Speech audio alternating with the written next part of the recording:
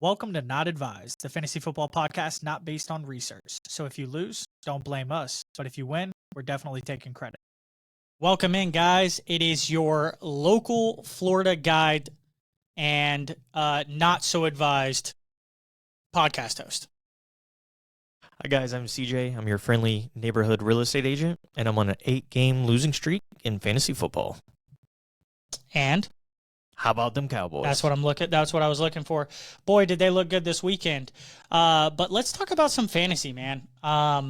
Jumping right into it this week. Yeah, because we had some things happen this weekend.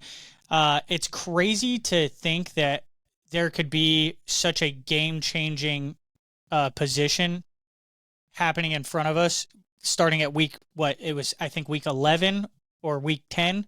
Trevion Henderson is now possibly one of the top running backs going into the playoffs. I mean, I think we all knew it was a matter of time. But yes. But I think he's capitalized on his opportunity with Ramondre being out. I agree. I think there's no question he should be running back one for that offense. One thing I will say, though, is even after this nonsense that he's put out I think he's had 5 touchdowns in the past 3 weeks, Vrabel seems to still not give him credit. I think Raymond's touched on it in a couple episodes ago. I think Vrabel just hates rookie running backs. It's showing because they were like, he was saying something along the lines of like, yeah, I think there's still a lot he can work on, and like, come on, man, this guy's putting up numbers right now. He looks like the kid from Ohio State, right? That we all knew and loved. Right.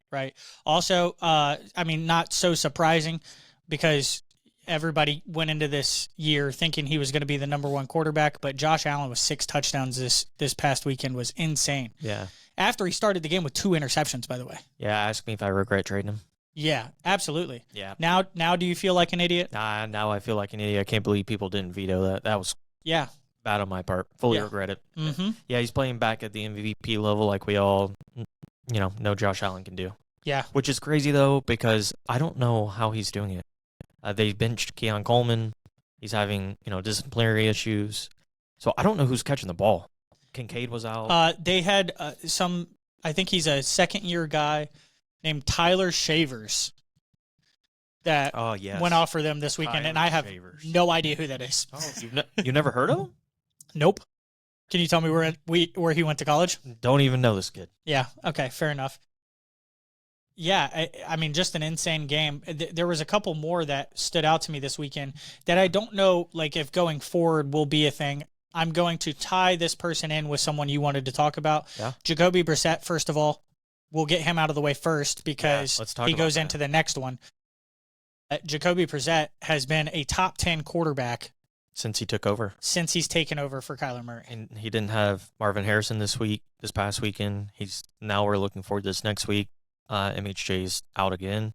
They're making the man throw the ball 50-something times a game because they don't have a running offense. Yep. If he's available on waivers, I'm looking at him. He went 47 of 57. 7 of 57 for 450 yards and 2 touchdowns. Yeah, he also had 2 interceptions. But when you have such crazy numbers like that, those 2 interceptions don't really matter. As you're just saying that to me, you know what that reminds me of? What's that? Jameis Winston. Oh, that's a Jameis Winston game. That is a Jameis Winston. Talk about that. He's in the starting lineup now. He didn't look bad. Not terrible. I mean, he's better than Russell Wilson. I'm glad he's back. Listen, he's good for the game. You got to eat them W's when you can. You know what I'm saying? He's good for the game. But the reason I highlighted Jacoby Brissett there was because Michael Wilson had a game and a half. 20-some points, right? And 33 points. He had 15 catches, which is 15 points alone if you're in PPR. Yep. And then he had 185 yards. That's insane. That's crazy. Yeah, that is incredible. That is ludicrous from someone who's never been known as a number 1 wide receiver. Yeah. And then you have McBride just doing McBride things as well. Yeah, he's still the number 1 tight end, and by far, I don't think he's going to lose that anytime for the rest of the season. I mean, he could sit out the rest of the season and still end up number 1. Probably. I think the only person that could have given him a run for his money was Tucker Kraft, but Rip. Obviously, right? Since Kraft got injured. This one might not be as good of a player to bring up, but Sam Darnold was seeing ghosts this weekend. Listen, they still only lost by a couple points. He had a bad game. Yeah, but fantasy-wise, he looked awful. In the past couple weeks, he hasn't been good. Like, well, I think it was JD that said it last week. I think they're learning, the defenses are learning, all you got to do is just rush Sam Darnold, and he makes bad decisions. However, listen, Jason's down there somewhere. That man's making unbelievable grabs. That boy, as long as he gets targets, that boy converts. Yeah. You know what I'm saying? Darnold did have a bad game. I think they're on to him. All you got to do is just blitz him, and then he sees ghosts and can't he forces a pass and then throws I think he had 4 interceptions. Yeah, four INTs. And he still only lost by like 2 points. Yeah. So the Seahawks shouldn't feel bad because that Rams team in general is phenomenal. That we've talked about Rams them. Defense is tough. Yeah, we've talked about them multiple times on the podcast already as being a Super Bowl favorite. Yeah, now. Absolutely. You know what I'm saying? Yeah, and especially with them beating the Seahawks, I think it just proves it. Right. And then didn't you said you wanted to talk about a specific team in general? How about them Cowboys? Oh yeah, that's right. That's why you started it off that way. I mean, offense, all of them 8. Pickens looks unbelievable. CeeDee Lamb is playing as a number 2 receiver at the moment just because Pickens looks so good. You got the tight end still scoring touchdowns. I'd love to know if he's tight end 2 on the year. I believe he is. Yes. And then you have Javonte. He didn't score a touchdown, but he had around 100 yards. Yeah, and I think it was 93 yards. Yeah. The only reason he cracked 10 points was because he had a reception for 0 yards. Yep. And then Dak. Dak still looks good. And then that defense. Imagine that. Jerry Jones knows what he's doing. He's trading for people at the deadline, and now that defense looks like they have a spark. Yeah. Well, one thing I want to bring up about Dak, because somewhere along the line in the beginning of our podcast here, I brought up that I would rather have Drake May over Dak Prescott for the rest of the season. And I feel like everyone on this podcast disagreed with me. And Drake May is the number 1 or number 2 overall quarterback right now. In fantasy, at least, Reflecting on that, hindsight's 2020. Drake May's playing out of his mind. Out of his mind. He's playing out of his mind. And I tried to bring that up, and I said that I think that I just didn't think he was going to keep it up. To be fair, he doesn't have as many weapons as Dak, so it does make sense why you made that argument. Dude, the talent with this kid is insane. He's 23? We talked about it with Raymond. Raymond already hates it because his team... Yeah, same. But his team, had to go through this once with Josh Allen already, and now it looks like they have another in the making Josh Allen and Drake May. Yeah, he's a stud. Yeah, if you were to ask me right now, I'm taking Drake May the rest of the season. Oh, absolutely. And I'm sticking with that. I'll stick with it until the end of the year. Someone else I wanted to highlight for going forward, at least for the next week to 4 weeks, Emmanuel Wilson.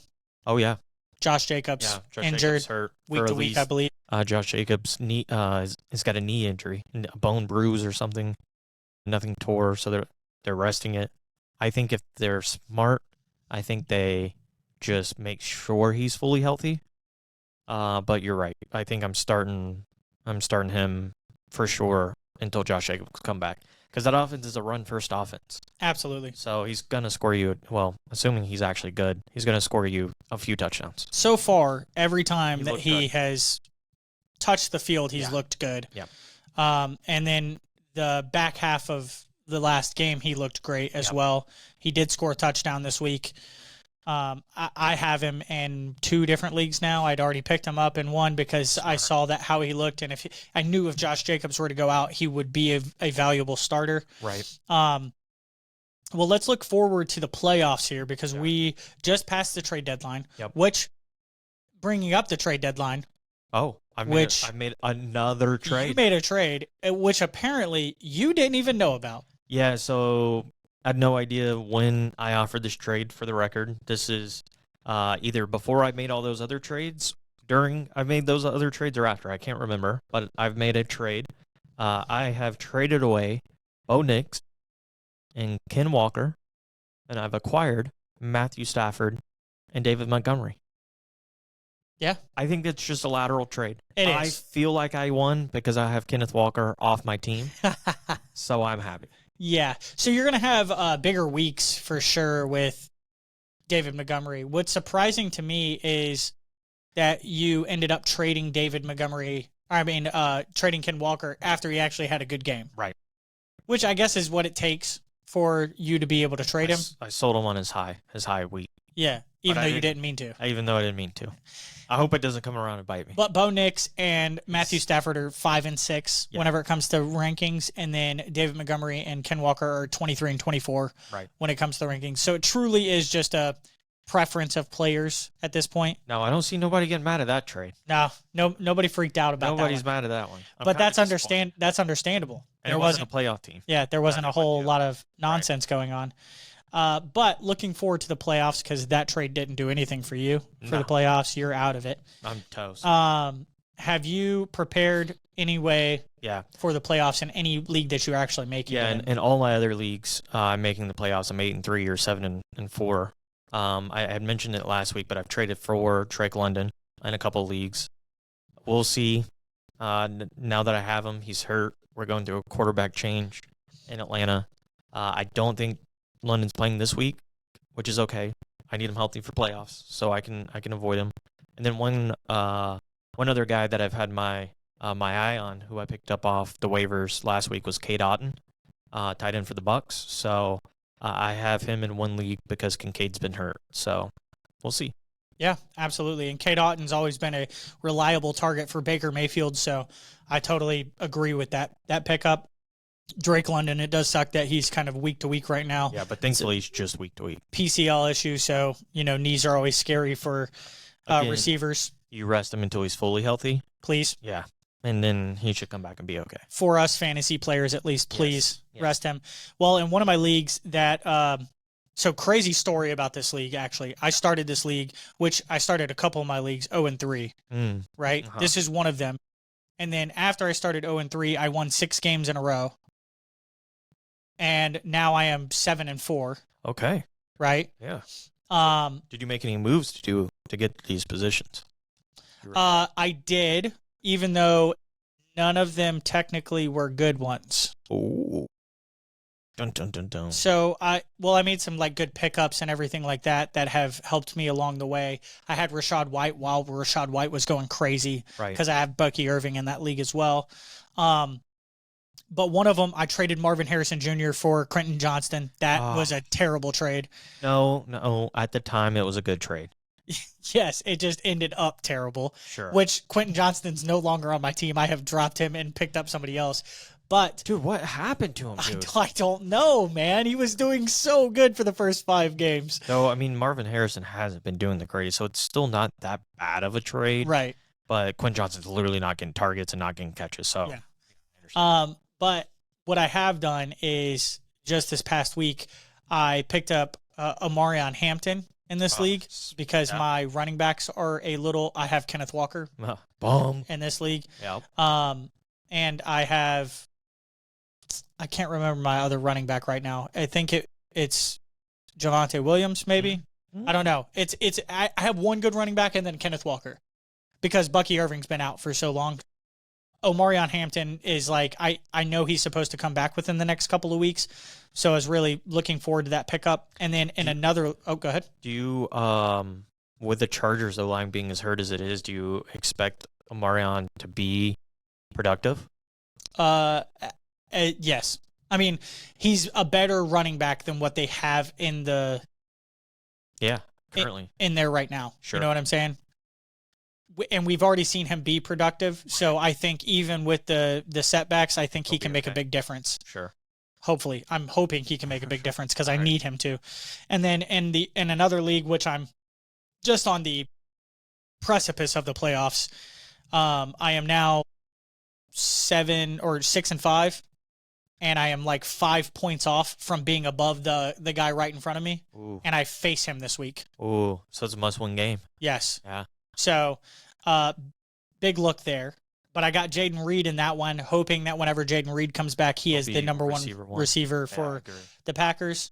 They have a bunch of somebodies, but no stud, no number Yeah. one. And I think Jayden Reed would help with that mix. Yeah, he's kind of proved it already that he can be that number Yeah. one guy and be that big playmaker for them. So that's why I'm looking forward to him.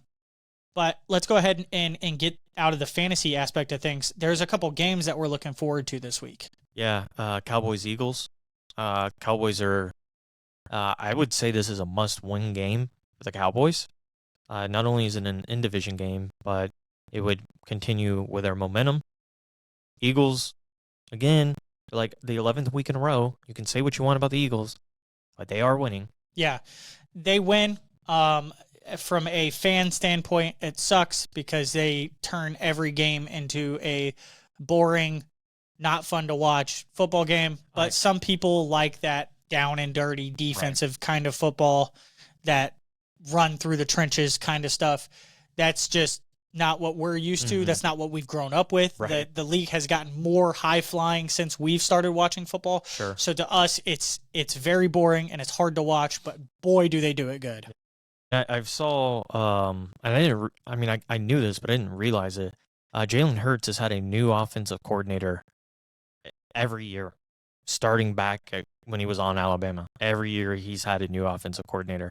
So I mean, it's really not a surprise that they're, I wouldn't say sluggish, but they're not what we're used to seeing, because this year's offense, the coordinator, is completely different than last year's. So they don't have that ability. They don't have the oomph around their offense like we're used to seeing, but they're winning. Yeah, absolutely. And I think one of the most frustrating things for people about the Eagles is the fact that we know they have two receivers that could go to any other team And be studs. absolutely be the number one, and possibly they are like two of the best receivers in the NFL For sure. in general, Yep. right?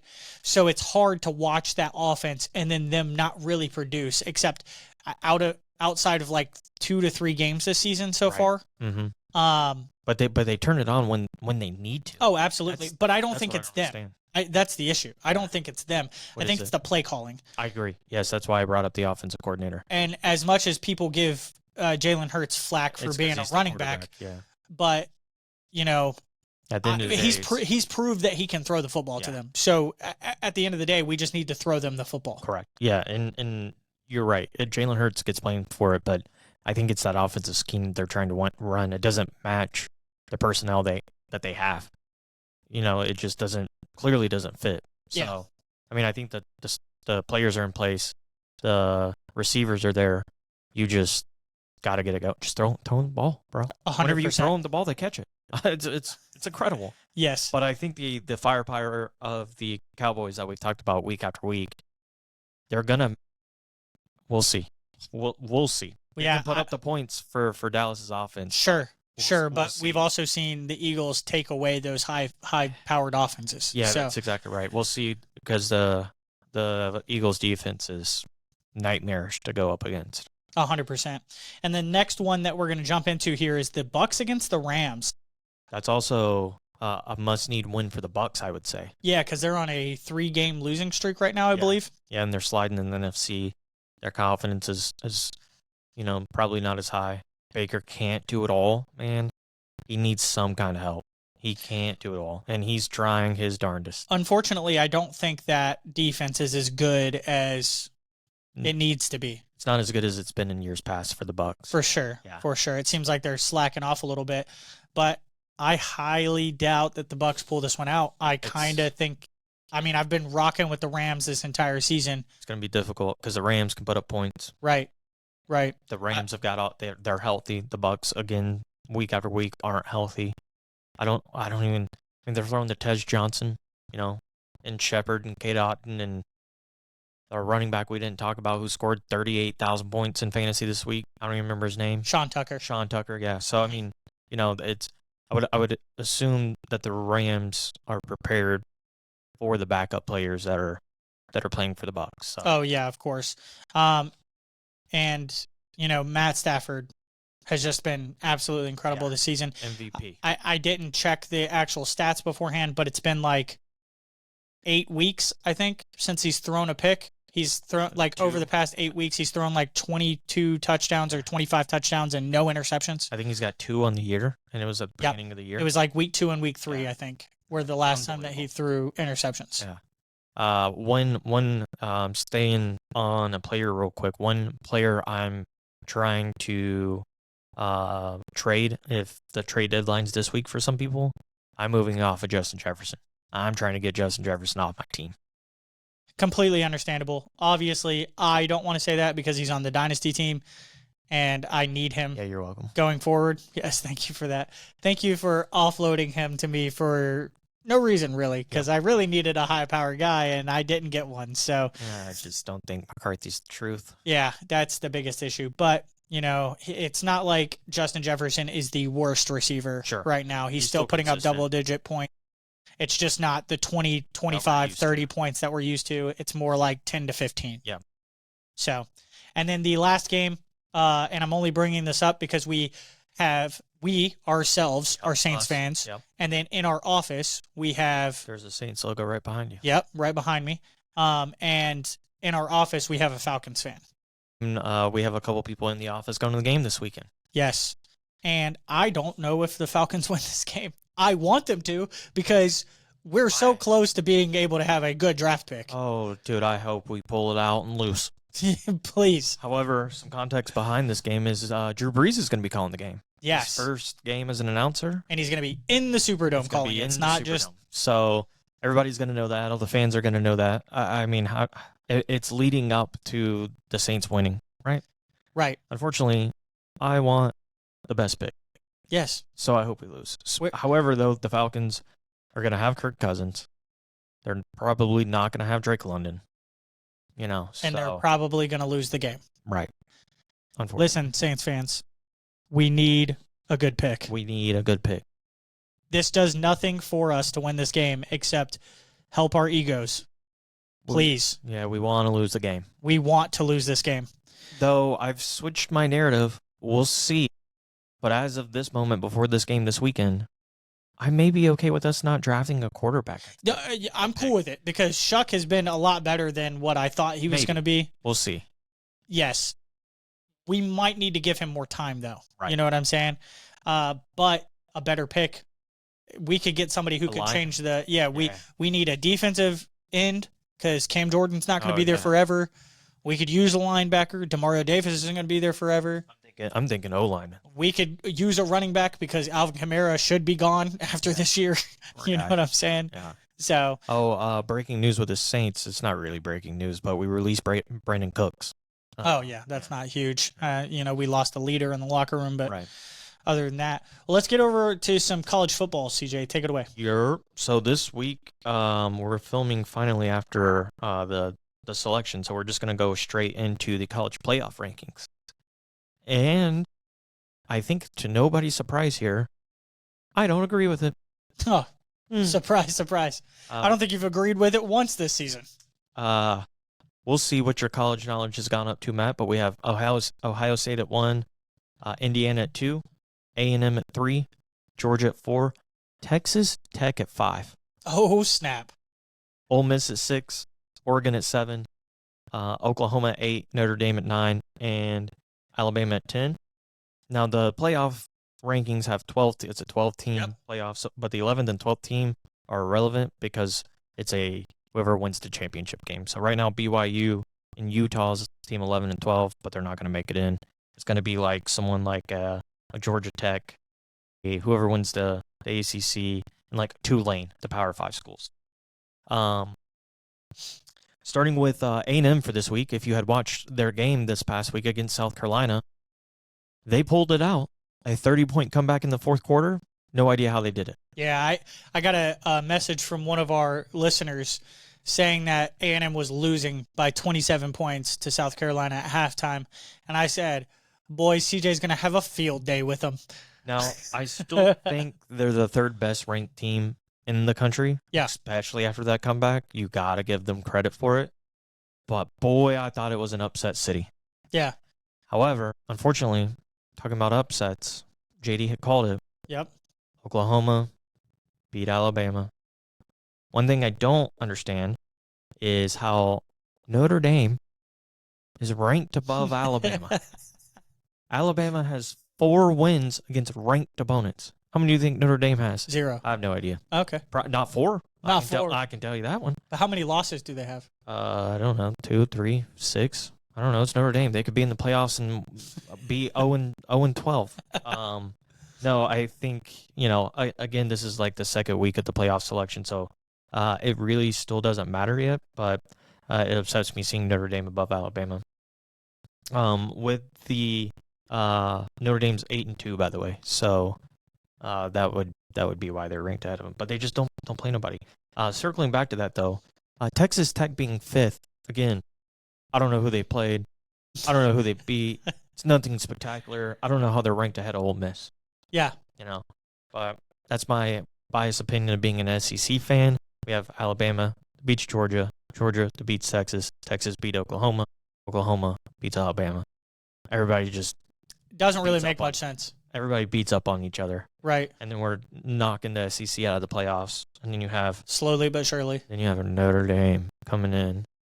Well, we'll see how Notre Dame stacks up whenever the playoffs get here. As of right now, Notre Dame is in the playoffs, though. Yeah, unless something crazy happens over the last 2 weeks. Yeah, they're in the playoffs. The way that it's working, Alabama should make the playoffs.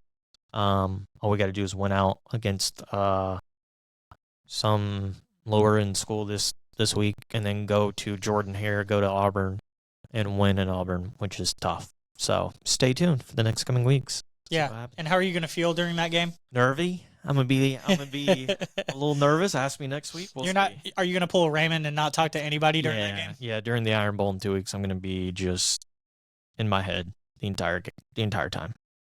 Tune into the podcast in 2 weeks to see how CJ takes the game. Yeah, it could be very good, or he could not be on the podcast that week. Yeah, we'll see. We'll see. I may be out. We do have some pretty interesting matchups coming into this week 13, though. Okay. We have Oregon against USC. It's in Eugene. It is in Oregon. Yeah. But USC is one of those teams that you never count out in like a tough matchup like this because they could just sneakily. It reminds me of someone like Kentucky. Yeah. They always play one team, two teams good the whole season. Exactly. Yeah. And it's like you think it's a cakewalk going into it, and then upset city. Boy, I'm so glad you said that because Kentucky plays Vandy this week. And again, it could be like a trap game. And you never know. Vandy still needs a little bit of help to make it to the playoffs. They need like Alabama to lose. They need a little bit of help, but don't overlook Kentucky because they are a tough team. Pitt and Georgia Tech is a interesting game. Okay. Because it's an ACC matchup and it's a must win for Georgia Tech for them to go to the ACC championship. And who are they playing again? Pitt. Pitt. Yep. And how good is Pitt this year? Not good.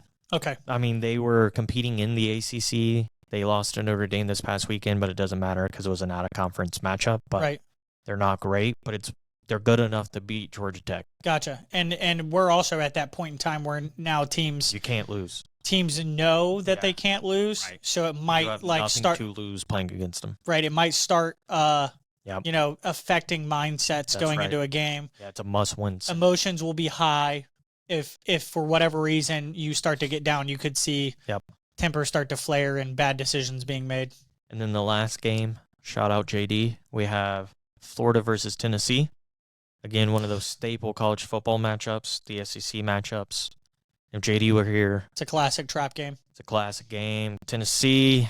Is this in Tennessee or is it in Florida? It's in Gainesville. It's in the swamp. It's in the swamp. We've been there. Oh, snap. We'll see. I wish JD was here to give us his opinion. This is the game we went to last year, isn't it? 2 years ago, yeah. 2 years ago. Yeah, we went and Florida won in beat Tennessee in the very last few minutes of the fourth quarter. Yeah, and then we saw them almost fight. Yeah, we saw them almost fight. Like 4 giant linemen. I mean, huge boys. They were on moving, boy. They were on like the 5-yard line just throwing. I thought we were about to see like a hockey fight. Yeah. It was nuts. So, but to that point, that's exactly right. I mean, they hate each other. So it doesn't matter how bad Florida's been playing. They have nothing to lose than to ruin Tennessee's season. Yeah, I could see that for sure. And I wish JD were here to give us more insights on the game. But they played Ole Miss pretty close this past week. But it's fine. We won't talk about it since JD's not here. That's perfectly okay with me. Well, let's head over to some bold predictions. One last thing for college football. The Heisman race. So since Alabama lost, Ty Simpson's essentially out Oh, of the yes. Heisman race. Yes. Right? You lose at this late in the season, you're basically done for. The top three people of the Heisman race probably going to be invited to New York.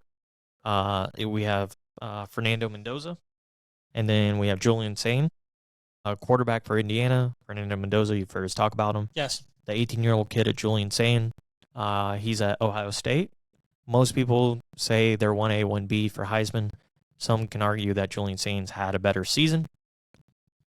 We'll see. And then you have Jeremiah Love, the running back out of Notre Dame.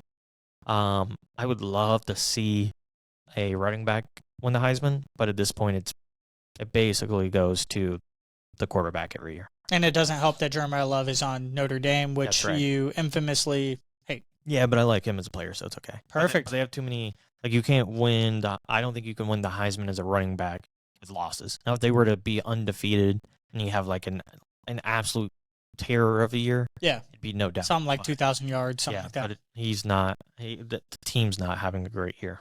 Well, let's actually move over to bold predictions here. And what do you got for us this week? Yeah, I have the great question. I'm so glad you asked. It's going to be an NFL matchup this week. Oh, okay. For me, I think the bold predictions, I think the Panthers are going to beat the Niners on Monday Night Football. Wow. That is a doozy. I think Bryce Young pulls it out. I love it. And I think they're going to beat the Niners. Now, I don't know if that's a bold prediction because they're both around the same record, but no, I think it is, especially after what you saw from the 49ers this past weekend with Brock Purdy back. George Kittle's playing at a higher level now. You look at this matchup and you think that it should be the 49ers with ease. Yeah, absolutely. But I can see the Panthers have been one of those teams this season that have come out and absolutely punched other teams in the mouth. That's right. I love this for a bold prediction. Yeah, that's my bold prediction. I'm sticking to it. I love it. Well, you know me, I usually go with NFL as well. Last week I tried to do college. It did not work out so well. How'd that work out for you? Didn't work out at all.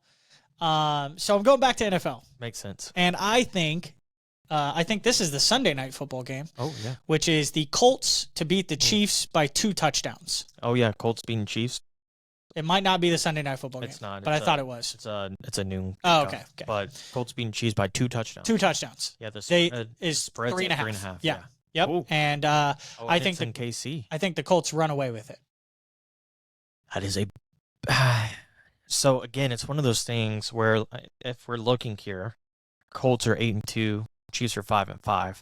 It doesn't seem like a bold prediction, right? Yeah, but when you think for about whatever the reason, itself, the Chiefs are the favorites. Yeah, whenever you think about the game itself, and the way it's just the Chiefs, right? Like you can't bet against them. They gotta win. They gotta win the rest of the season.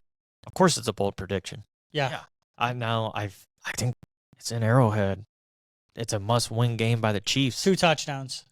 Ooh. 2 touchdowns at least. Indiana Jones. At least. Jonathan Taylor. Jonathan Taylor's about to run all over them. They're going to show up and upset the Chiefs. Boy, I tell you what. Yeah, heard it here first. All right, guys. Well, next week I want to let somebody know that we will audit at least one roster. So if you feel the need to send one in, we'll look at your roster and determine if we think you are making the playoffs or not. And then we will try to give you some suggestions as well, as long as we have one of those rosters. Yeah, just remember, I'm on an 8-game losing streak, so my advice is going to be real valid. Real warranted, you know what I'm saying? And, until next week, guys. See you later. Goodbye. Thank you all for watching. If you enjoyed this podcast, please follow us on all socials at Not Advised Podcast. Again, this was Not Advised Podcast, the fantasy football podcast based off of vibes and opinions. So if you stay winning off this nonsense we are spitting, we want to split in.